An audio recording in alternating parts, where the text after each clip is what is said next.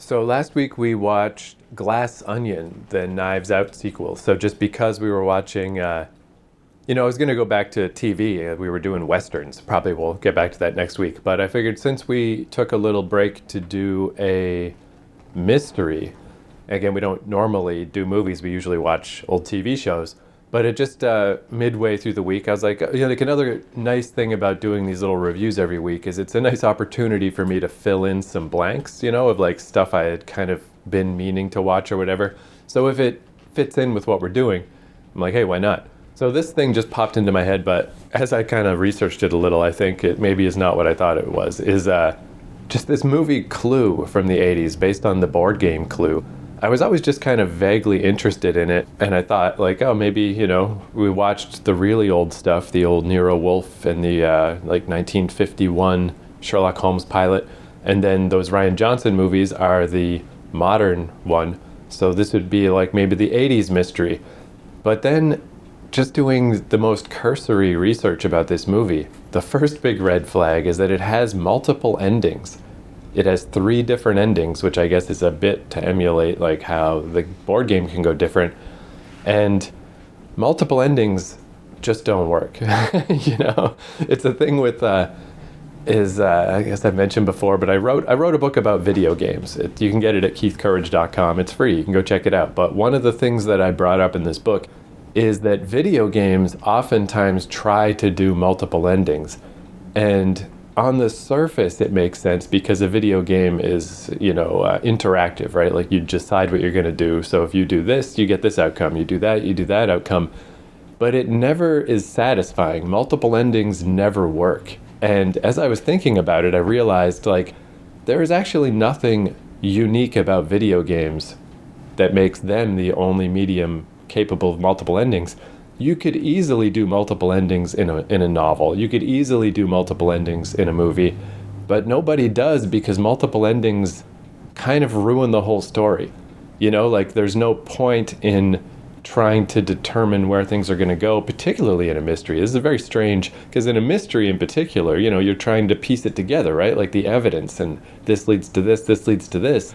And if it leads to 3 different things, then nothing can possibly matter. Nothing can mean anything. And I feel like that is true in all fiction. That kind of a thing. Didn't you guys used to read when you were younger? Yeah, the Choose Your Own Adventure books. Yeah, Choose Your Own Adventure, and it was kind of the same thing, wasn't it? That right. You could, if you chose a certain path, you got a different ending than if you chose. But you may not be surprised to hear that those endings were total nonsense. None of it worked, and that's what also made me realize, you could do that. You could have a literary novel with a choose your own adventure ending. Go to page this or go to page that. No one has ever done that and no one ever will because it just... Well, they obviously didn't survive because you never hear of them now. Yeah, it was like a novelty. Yeah, they really don't do it anymore. But that was in the 80s, wasn't it? That those choose the adventures, or maybe the 90s, that they were a big deal. Yeah, it was the 80s. But again, as a story, they're terrible. So maybe that's why this Clue movie, though, is jumping on that same bandwagon of something that seemed to be... a new thing. Oh, we could choose your own adventures. Oh, and now we got to make a movie about choose your own adventure or have a different ending. Oh, and have it. Maybe it's all part of that kind of when something comes out and seems to be successful, then everybody jumps on the bandwagon. Right, and again, in this case, I think they wouldn't have done it except that the board game Clue, has different potential. It's random, basically, but I think it's telling that this is something you almost never hear about. The only other case I can even think of is there was a zombie movie called 28 Days Later that was a pretty decent movie, but they re-released it later on in theaters with an alternate ending, which was no good. And again, it just, the reason no one does this is it never works. So there's no way it's going to work in this case either. And I'd already downloaded it and got it ready for this week. And then as soon as I learned that, I'm like, uh-oh, this movie's not going to be good. There's a reason why you don't really hear about it that much. But what I figured out afterward too, why maybe it'll be all right, is I just kind of recalibrated. It's like, okay, maybe this is not going to be a legitimate mystery film. Maybe I misunderstood when I thought that. This is going to be a comedy. This is just going to be a dumb, silly movie. So maybe if I think about it more in the vein of a Carry On film or something, maybe it'll be entertaining in that vein. But it's just weird to know going into a mystery movie that there's no reason to care about the details because they can't possibly matter if there's multiple endings, you know? Well, let's go in with an open mind, because what I find with a lot of mystery type movies, they always hide something or keep something back from you anyway. Well, not always, but many times. And when you find out what the little thing was that they kept back from you, well, you say, well, geez, I never could have figured this out because I didn't know that. Right. That wasn't something that even was hidden somewhere that if I'd watched really, really closely, I would have picked up on it, because it was something that the author or the producer or director, whoever, hid from me, and then suddenly there it is. Right. And then you could figure it out, but you couldn't figure it out early because it was totally unknown. Yeah, so sometimes, yeah, it's true. It's not like you can always figure things out, but you should theoretically, once all the cards are on the table, it should all come together. Yes, and you should be able to put 2 and 3 together or whatever and figure it out. But that's what I'm saying here, is that there's no mathematical way that could ever be possible. If there's multiple endings and multiple murderers, none of it can ever mean anything. Well, let's watch it with an open mind and Yeah. see what we think. But if anyone's curious, I doubt anyone wants to dive this deep. But yeah, if you go read my book at keithcourage.com and just go to the chapter about multiple endings, I really get into it because I honestly think it is a terrible idea. Multiple endings are never a good idea. And the only people really still trying to do it are video games. So in that case, I'm making the case of like video games need to quit it because it never works. I used that game Grand Theft Auto 5, the one I showed you with all the insane details about, it's an amazing city. But at the end of that game, there's 3 characters and you can choose which one's going to die. And one of the stories, or one of the choices kind of makes sense. The other 2 make no sense. But even the one that makes sense only half makes sense because they were trying to steer the ship so that if they had just picked one, is what I'm trying to say. Just pick one, and then you could have built the whole story to that ending, and it would have been pretty good. But because it's a video game, they have this weird idea that, you're supposed to have choice and agency. It's a video game. But narratively, that doesn't work. So it's a very bizarre thing to do in a movie. Super weird. Okay. Yeah, well, let's see. watch it and see. I guess the only other thing I wanted to say about this movie, the reason why this is always in my periphery, it's actually a really weird reason because, the 80s is probably the best decade for just like fun popcorn movies, for just like fun movies that are just good to throw in the VHS tape and watch. There's like 100 classic movies that came out in the 80s, and this one didn't make that cut. People don't remember it like they remember Back to the Future, or E.T., or Karate Kid, or a fucking 100 other things. It's just one of those other 80s movies. The reason why I know about this is, it's quite lowbrow, but hey, it's like, hey, wherever you get your culture from, take it. Wherever you learn your information, take it. Is on like message boards and crap on the internet where just dudes are hanging out talking about wrestling and video games and, comic books, whatever dumb crap we care about. Eventually someone will make some thread, of just like, hey, post boobs that you liked from movies. And this movie came up all the time because there's this maid character with this like really low cut dress. And I don't know if it's important to the plot or not, but she's like leaning over to, serve people stuff. And it's just kind of funny that the women don't even notice and don't care. But Christopher Lloyd's in this movie and he cannot stop looking at this chick's tits. And I was like, I saw these little clips people would just throw online of like, I remember these when I was a kid. I remember these boobies that I liked. I saw it enough times that I'm like, what even is this? Where did this come from? And that's how I learned that there is this Clue movie based on the board game. No one ever said if they liked the movie or not, though. They just said they liked this girl's boobs. They like her boobs. And I saw a comment when I was looking this up online. Somebody said, yeah, whenever we had this on tape when I was a kid, and my parents would always fast forward past the parts with the maid. There's no nudity in this movie, but that's how like hot this lady is. I'm just like, whoa, that's a hot lady. That the parents, which is it's a different topic, but that's almost a weird thing to do too, right? Like if you kind of didn't draw attention to it. Like, when I was a kid, you guys would throw on Monty Python and have boobs in it, and it just sort of wasn't a big deal.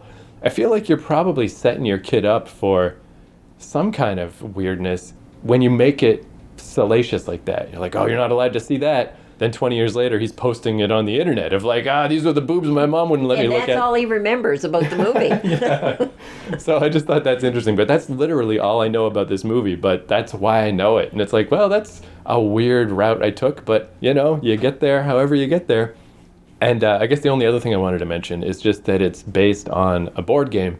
But I feel like Clue is a good board game to base a movie on. Like, who knows how this will turn out, but I feel like you could make a pretty legitimate mystery movie based on Clue, because it's like Knives Out or whatever. It's the classic scenario. It's the big mansion, someone gets killed, who did it?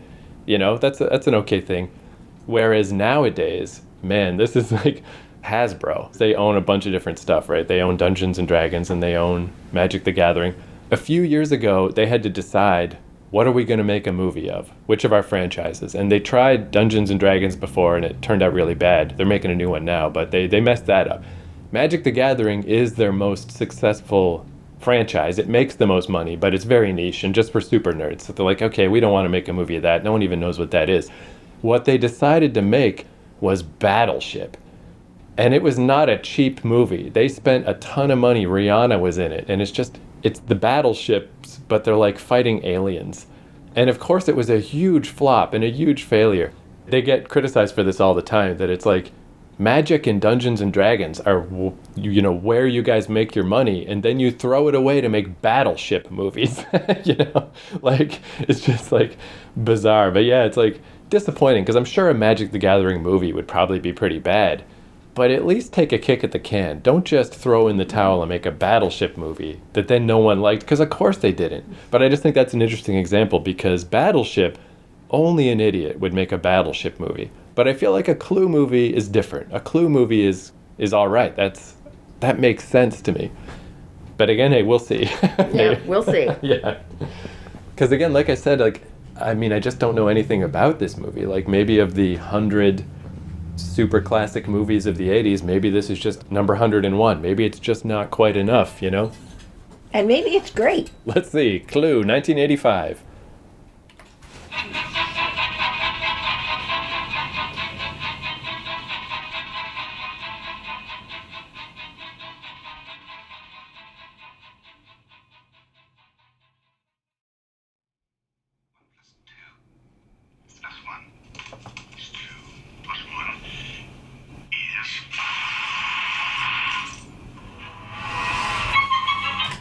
All right, so I thought we should just stop after this first ending because, we usually, when we watch movies, we stop halfway through and go off and do some stuff and come back and finish. So I got to give this movie credit that we didn't do that. It was really kind of rolling along, and it's pretty short anyway, so we're like, yeah, let's just let it keep rolling. So I would say I definitely enjoy it on that front. Like the build-up in this movie, I feel like it was pretty good. But then this end part is less good, where it's just Tim Curry really explaining at great length all this stuff. And additionally, it's hard to care knowing there's 2 more endings coming. So Yeah. It's like you already know this doesn't really matter, and they really belabored it. Yeah, the actual resolution of the clues, it was okay. Yeah, but up till that point, But though, I up to actually thought it that was really point, good. Good acting, very entertaining, very well written. Little quips that you had to really pay attention to get the little innuendo of things that were going on in the 50s. Yeah. And they really spent a lot of time actually developing that. The scenery was fabulous. The makeup was good. It was hard you knew who these actors were, but it was kind of hard to kind of place them because their makeup was really well done. Yeah, very enjoyable. Yeah, definitely. Like I was saying before about the 80s, my kind of feeling about the 80s in general is just that it was the decade of movies that are fun to watch. So it definitely has that feeling to it of, like if anything, almost too many clever quips. They're just constantly happening all the time.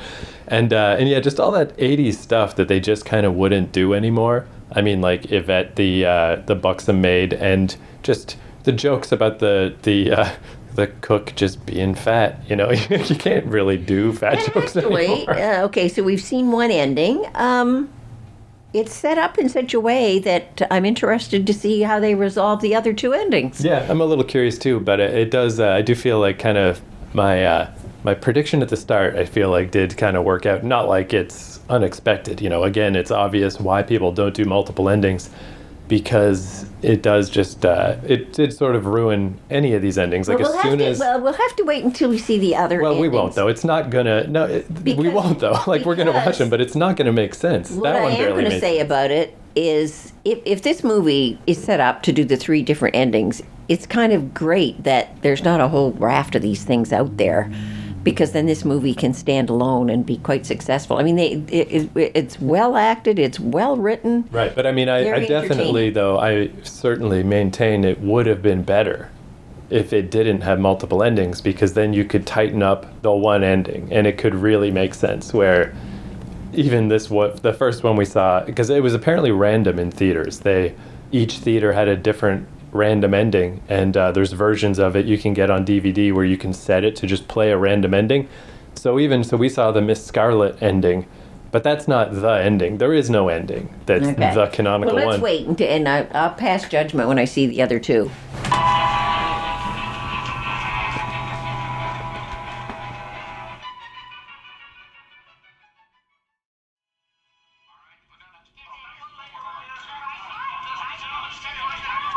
They all did it.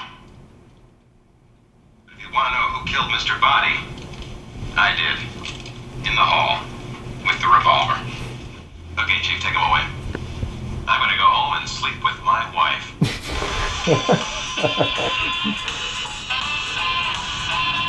See, I would say of those, I kind of like the one where everyone killed someone, just because at least it has a sort of symmetry to it. But I can, I guess, see why they didn't want to make that just be the ending, because it's pretty weird to have a movie where everyone's a murderer, right? But I definitely liked it better than the Miss Scarlet ending, and the Miss Peacock ending was terrible. Like, it's sort of interesting if you've seen the other ones, just to see the alternate version. But imagine if you saw this in the theater in 1985 and that was the ending that you got. It barely made sense But to the way begin they with. set it up was well done. Because they said, and this is what happened, and this is what happened, but this is what really happened. Yeah. So they kind of like set you up. Although there were 3 different endings, there really weren't 3 different endings. They were like leading you down one path and said, well, this is how it could have been. Apparently, Here's number 2. This is how it could have been. But this is really what happened, number 3. if I'm understanding right, though, this was what they did for the home video, but it wasn't like that in theaters. In theaters, you got one of the 3. Oh, really? Well, they did, this was well done. A good finish off, I thought. Yeah, that final one, again, yeah, I feel like if you're going to pick one, the final ending where everyone murdered someone was the best one. But that's also a weird thing that I feel like they probably only did because of multiple endings. Because if the canonical single ending was that everyone murdered someone, I mean, that's just very weird. That's an unusual ending to come to. But I definitely liked it the best because Except if you go right back to the very beginning, they all were called there for various reasons, but they all would have had motive, because they were all being blackmailed by somebody. They just didn't know who it was. right. So they all had reason to do it. And so that ending of making it so that each one killed different people for various reasons, different, and it fit. And actually, sometimes if you think about how, often when you're reading a mystery, before you finish it, you say, okay, let me see if I can figure this out. And you come up with a solution. So here they came up with solution number 1. No, that's not it. Solution number 2. No, that's not it. And then finally they gave you solution number 3, which was the real ending. I thought it was rather unique how they did it.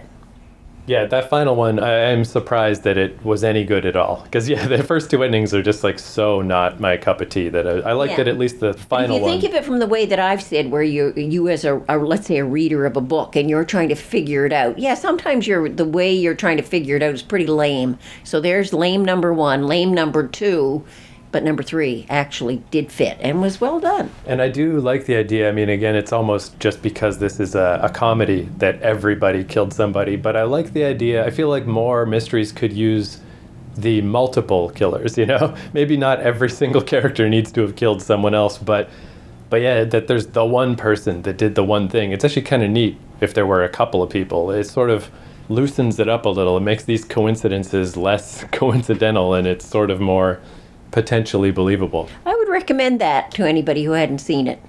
Even though we've said what the 3 endings are. Yeah, well, I feel like, though, I would say, like, yeah, just if you could get the version that just has the final ending, that's fine. You really don't need those other two, because it was such a long diatribe to explain Miss Scarlet, and I just really thought the Miss Peacock one was terrible. That was a terrible ending. Like, I just am imagining if you were in the theater and you only got that ending and you didn't get the other two, like, you'd walk out of the theater going, like, what the fuck was that movie? What the hell kind of ending was that? And apparently there was a 4th ending where Wadsworth wasn't Mr. Body. He was just the butler, but he still did all the murders. But apparently it was so wacky that they looked at the footage and they were like, no, that's too much. We don't like that one. so there's too far.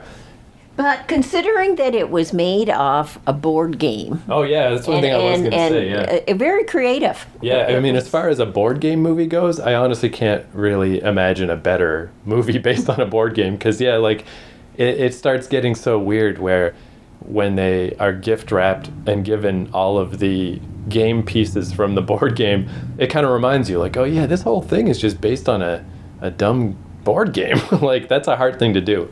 So I do think from that sense, yeah, I think they did about as good as you could really do for a board game.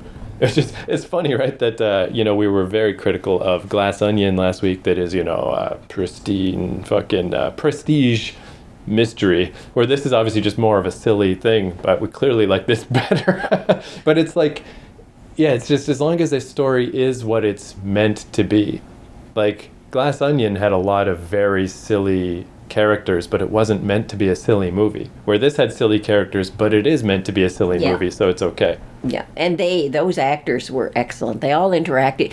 I got the impression that they probably really enjoyed making this movie because it was so kind of campy and bizarre at certain points. And Leslie Warren, at first we thought it was the sexy maid whose boobs were exposed, but Leslie Warren was hanging hers out there pretty much too, and strutting around. And the costumes that they wore, I mean, Mrs. Peacock's cat's eye glasses were just fabulous, and her hairdo. And they looked like they really had fun with this thing. Another thing I like about that final ending, where you find out that Michael McKean is an FBI agent, is because then it makes his constant bumblingness and accidentally knocking things over and stuff, it has a purpose. It has a point where he's just trying not to draw attention to himself. He's like Columbo. yeah, and he really wants no one to suspect that he's on the ball in any way. So there's a reason for this. It's not just pratfalls for the sake of pratfalls. And yeah, it's just nice that it ties it up better. But yeah, again, it's one of those movies that was just always on my bucket list, so I'm glad I finally got to see it. And well, I was very surprised at it. I was thinking, oh, this is going to be pretty cornball, making it off a game and it sort of was, but, but in a good way. It was, but in a way that and it wasn't pretentious. It wasn't trying to be something other than a creative movie made off a board game. And yeah, just a really good cast as well. Like, everybody in it. Excellent cast. And well-known cast. I mean, there were 1 or 2 people that maybe weren't big names, but everybody else was a big name. That's why I'm saying that they must have had to get that caliber of actor in this show. I'm sure a lot of them were like, what? You're making enough board game? Are you crazy? You can't do something like that. And then they read the script and it's like, hey, this would be kind of fun. So off they did. They had fun.